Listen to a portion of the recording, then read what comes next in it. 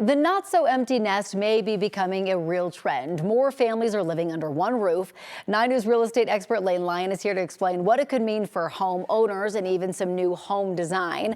Lane is a realtor and managing broker at Coldwell Banker. Thanks for coming in. Good morning. Thanks for having me on. Oh my gosh, so this is so interesting. Right. More adult kids are coming home and maybe they aren't, leaving as quickly as mom and dad thought they would be. It's becoming more common now. In fact, I saw this play out over the weekend. I was hosting an open house in Central Park. A woman came in and said, I have an adult college-age son, and so I'm needing a little bit of extra room just in case he decides that he needs a little extra time after college to move in. And really, this is part of what I see as a growing trend of these not-so-empty nesters. In fact, affordability is really the main reason, Corey.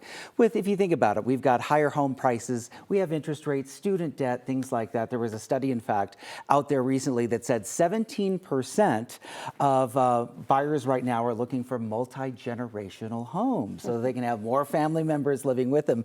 It's up from 14% last year. Gen Xers specifically, that number is closer to 19%. Okay, so let's talk about Gen Xers a little bit, because this age group is called the sandwich generation. Why is that? Well, I thought we were called the latchkey kids, to be honest with you. We're talking about this same age group, but sandwich generation, I brought a graphic to show you a little bit more about what we're talking about. That's because we're in our 40s and our 50s, and at the same time, we're helping parents and adult kids, oftentimes all living under one roof because of our age. In fact, there was a study done that showed that nearly half of parents with adult kids say they have at least one child moving back home with them right now.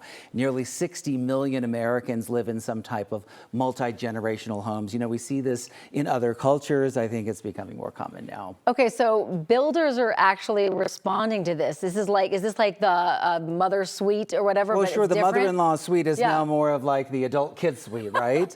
No, it is true. In fact, home builders for the last couple of years have been quietly responding by offering things like dual primary suites, also main floor bedrooms if mom or dad needs to move in, private entrances if you do have one of those boomerang kids. I know we've also called them flex spaces, even kitchenettes.